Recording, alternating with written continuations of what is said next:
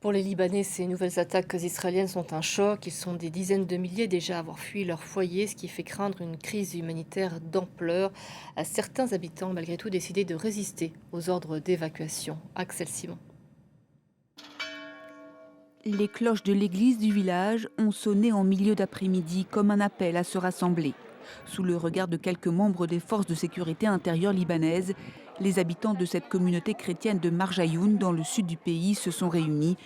Ils ont décidé de ne pas quitter leur village, malgré les ordres d'évacuation de la zone transmis par Israël. Nous sommes contraints de rester malgré le danger. Lorsque nous défendons notre terre, nous le faisons pacifiquement. Aucun d'entre nous ne porte d'armes. Nous ne portons que la paix, la bonté et l'amour. Nous n'avons d'autre choix que de rester résilients et déterminés ici à Marjayoun. Les frappes israéliennes se poursuivent samedi sur la banlieue sud de Beyrouth. L'armée indique viser les infrastructures du Hezbollah, le mouvement islamiste libanais pro-iranien. Vendredi, plusieurs zones du sud et de l'est du Liban, notamment Saïda et Tyr, ont été aussi visées, et d'autres localités proches de la frontière avec Israël. Selon l'armée israélienne, le Hezbollah a tiré vendredi un total de 70 roquettes vers son territoire. Le mouvement islamiste a appelé vendredi les habitants du nord d'Israël à évacuer les localités situées à moins de 5 km de la frontière libanaise. Lundi, 2 jours après le début des frappes américano-israéliennes sur Téhéran, le Hezbollah a lancé une attaque contre Israël. L'État hébreu a riposté en lançant une vaste campagne de frappes aériennes sur le Liban. Ces derniers jours, l'armée israélienne est également entrée dans plusieurs localités du sud du pays. Sur ces images datant de vendredi, on distingue 2 chars traversant le village de Riyam.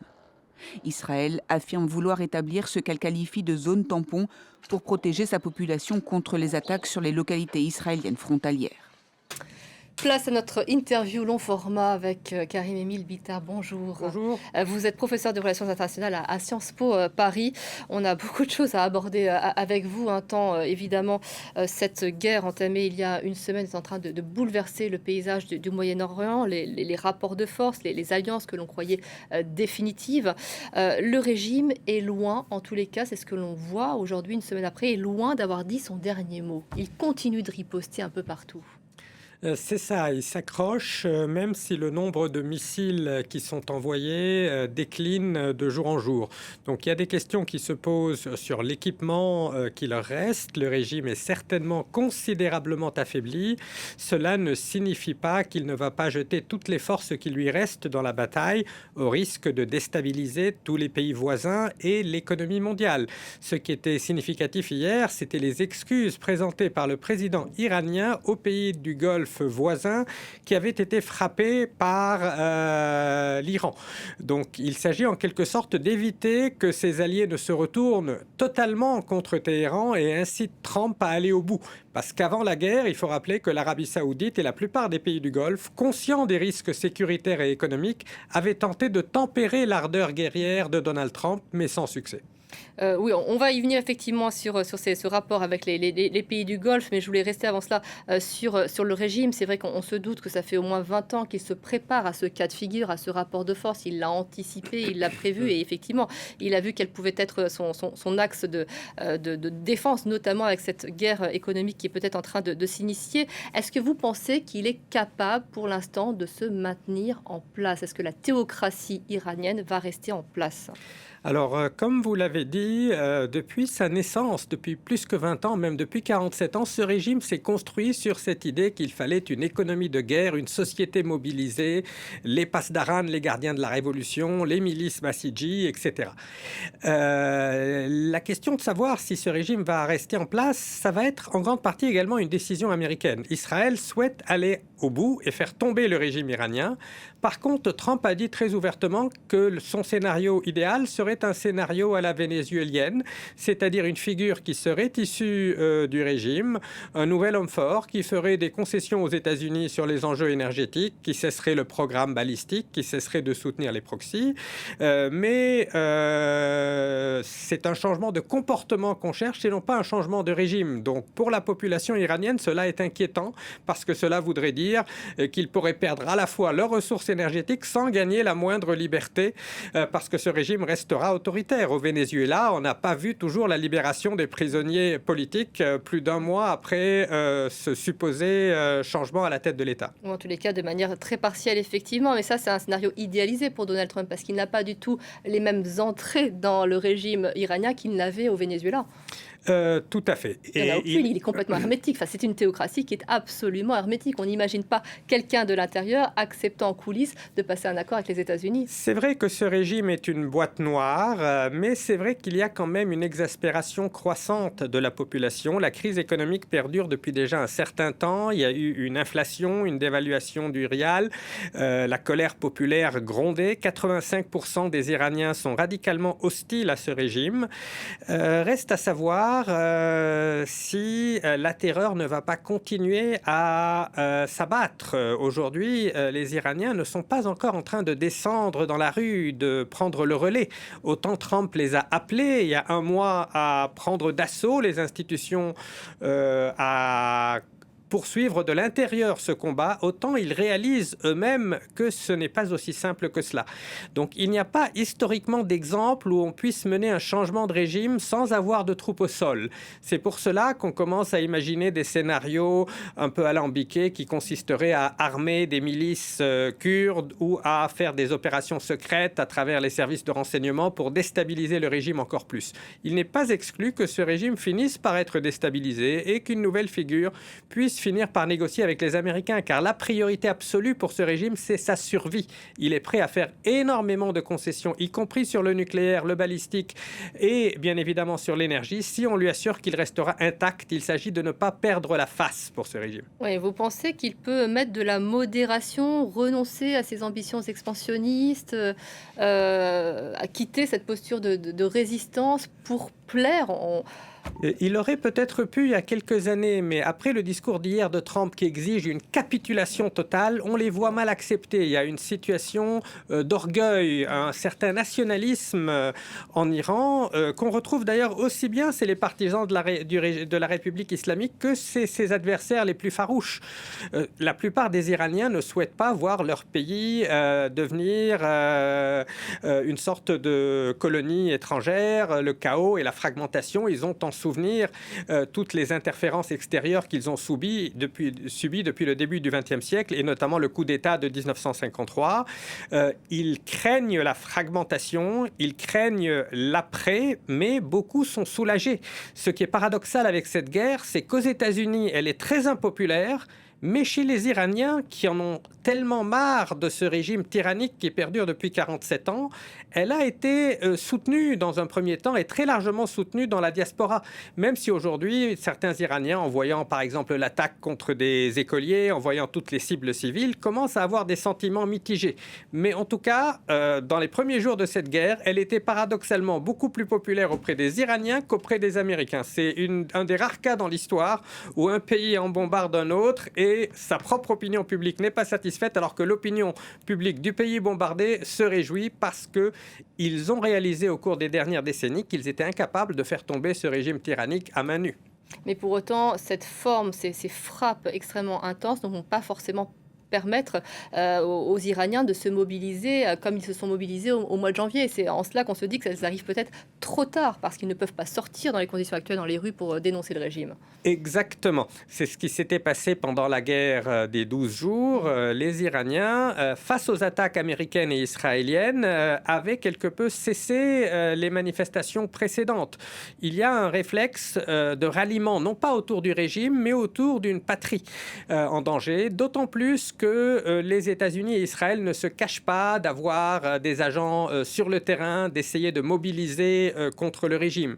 Donc, une grande partie de l'opinion publique iranienne est tiraillée entre sa détestation pour ce régime des mollahs et son nationalisme qui les fait craindre une intervention qui aurait des conséquences aussi désastreuses que celles qu'on a vues en Irak ou en Libye ou en Afghanistan ou ailleurs, avec un pantin américano-israélien qui serait imposé à leur tête. On a entendu dans ce que vous disiez qu'il y a donc deux stratégies différentes selon les États-Unis et Israël. C'est vrai que là, Israël a une fenêtre historique pour agir, pour faire tomber ce régime. C'est son objectif.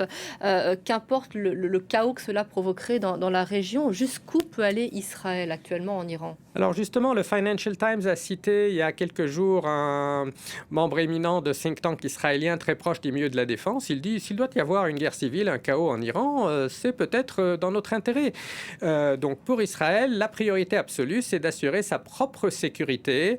On n'est pas dans une logique d'exportation de la démocratie ou de protection des droits de l'homme ou des droits de la femme iranienne. Et Trump non plus.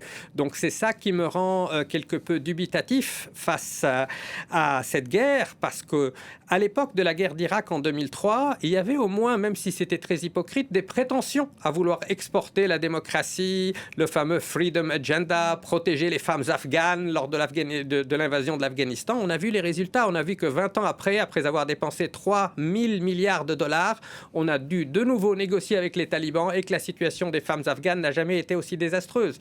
Donc il faut espérer que ce scénario ne se reproduise pas en Iran. Certes, l'Iran est un cas très différent de l'Irak et de l'Afghanistan, mais du côté américain, on trouve les mêmes erreurs, le même amateurisme, les mêmes improvisations, et cela peut conduire à des conséquences assez désastreuses. C'est tout le paradoxe, effectivement. À la fois, c'est une guerre qui est extrêmement bien préparée et qui en même temps semble totalement impulsive. En fait, on se demande si Donald Trump a pensé aux conséquences, y compris pour lui-même, les conséquences économiques pour lui-même, parce que financièrement, il risque d'y perdre avec ces monarchies du Golfe qui se trouvent gelées économiquement. C'est tout à fait ça.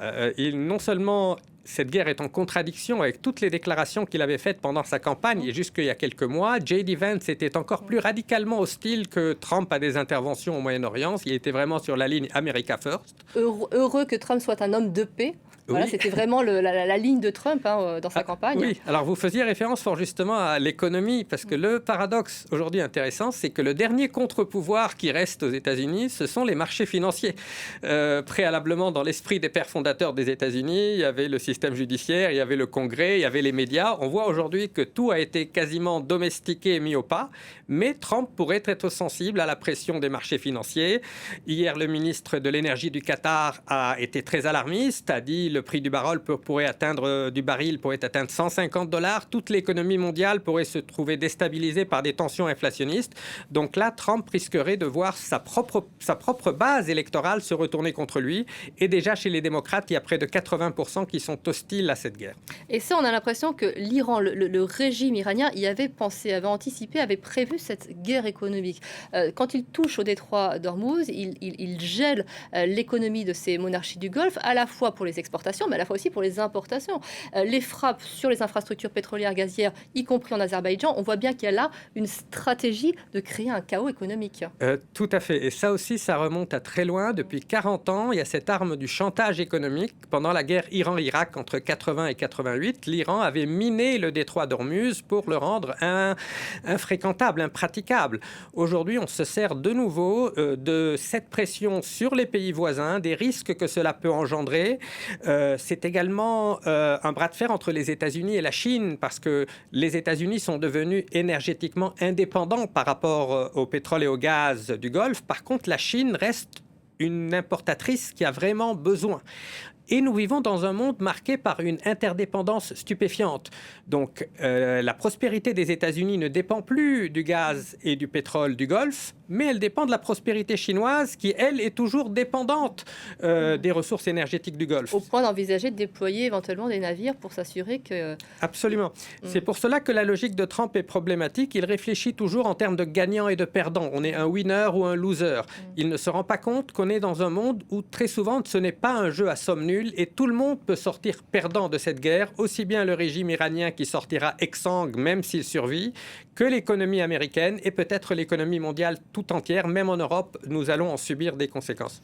Comment est-ce que ces pays, ces monarchies du Golfe, du coup, peuvent se positionner? On voit que les rapports sont en train d'être redéfinis. Il y a une réunion demain de la Ligue arabe. On a entendu, vous l'évoquiez, ces excuses du président iranien. Oh, je suis désolé, il faut que je vous frappe. Je suis désolé pour cela, mais voilà, qui est assez précautionneux. Quels peuvent être ces nouveaux rapports de force dans la région? Alors, ces rapports évoluent énormément. Il y a une dizaine d'années, l'Arabie saoudite incitait ouvertement les États-Unis à frapper l'Iran. Dans les câbles Wikileaks, on avait vu une déclaration du roi d'Arabie saoudite disant aux États-Unis il faut frapper la tête de l'hydre, la tête du serpent, il faut abattre le régime iranien. Mais après octobre 2024, après la guerre à Gaza, quand ils ont vu qu'Israël commençait à exercer une hégémonie quasi totale sur la région, certaines monarchies du Golfe ont commencé à se dire qu'il fallait peut-être maintenir des relations un peu moins conflictuelles avec Téhéran. La Chine avait sponsorisé une sorte de modus vivendi entre l'Arabie saoudite et Téhéran. L'Arabie a adopté une ligne un peu plus neutre vis-à-vis de l'Iran, le Qatar aussi. Il restait les Émirats arabes unis qui étaient sur la ligne la plus radicale. C'était les faucons de la région, les plus proches d'Israël. Et c'est peut-être pour cela qu'ils sont les plus visés.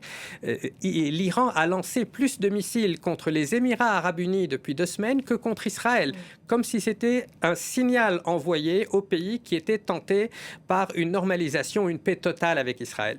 Il y a un pays qu'on entend assez peu, c'est la Russie. Pourtant soutien de la Syrie, on a vu ce que ça a donné. Pas de soutien du tout quand Bachar al-Assad est tombé. Qu'est-ce qui se passe actuellement? C'est un soutien qui se fait de manière silencieuse, souterraine, militaire? Oui, ça aussi, c'est assez tristement paradoxal. Aujourd'hui, le secrétaire au Trésor américain a dit qu'on pourrait enlever les sanctions sur le pétrole russe pour éviter justement, alors que la Russie, on le sait par la CIA, est en train de fournir aux Iraniens des informations sur les cibles américaines qu'ils frapperaient.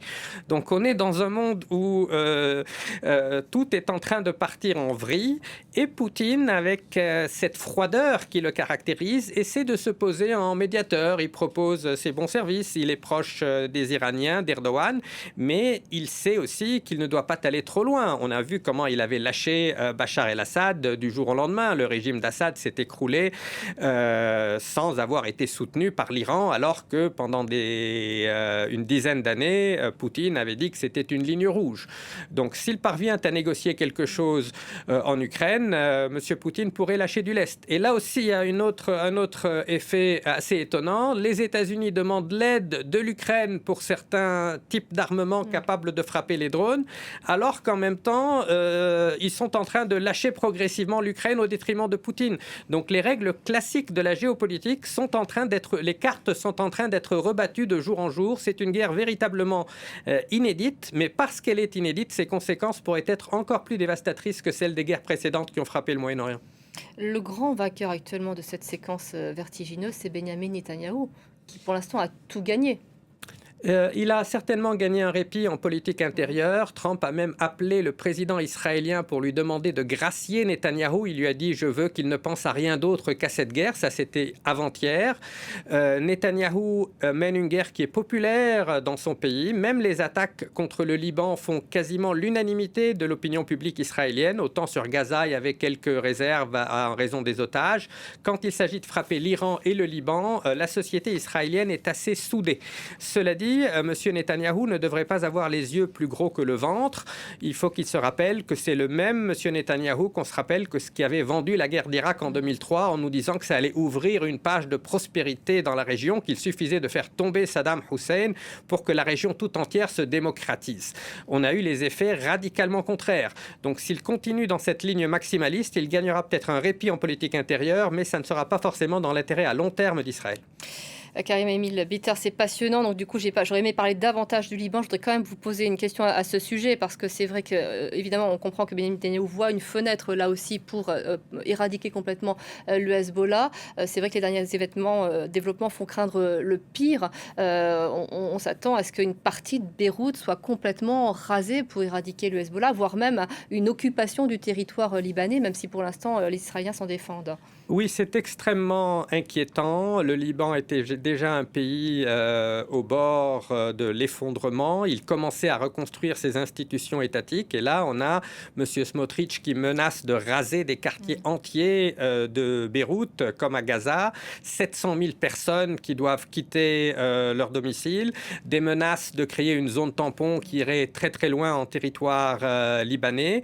On est donc toujours dans une logique on pense pouvoir remodeler le Moyen-Orient. On n'a vraiment pas tiré les leçons de l'histoire. On pense qu'on peut transformer le réel par la violence. Et c'est cette idée profondément antilibérale de vouloir refaçonner le monde par la force brute qui nous mène à ces impasses. Napoléon disait, on peut tout faire avec des baïonnettes sauf s'asseoir dessus. On peut détruire ses ennemis, mais on ne pourra pas construire un ordre stable. Et cette guerre va créer probablement autant d'instabilité que le régime qu'elle a fait tomber n'en avait créé, parce que ce régime avait aussi exporté l'instabilité pendant 40 ans. Donc nous sommes dans une situation inextricable où le maintien du régime est très problématique, mais sa chute risquerait d'être tout aussi problématique. Karim El Bitar, je vous remercie beaucoup d'être venu jusqu'à nous sur ce plateau pour nous en parler. Merci à vous.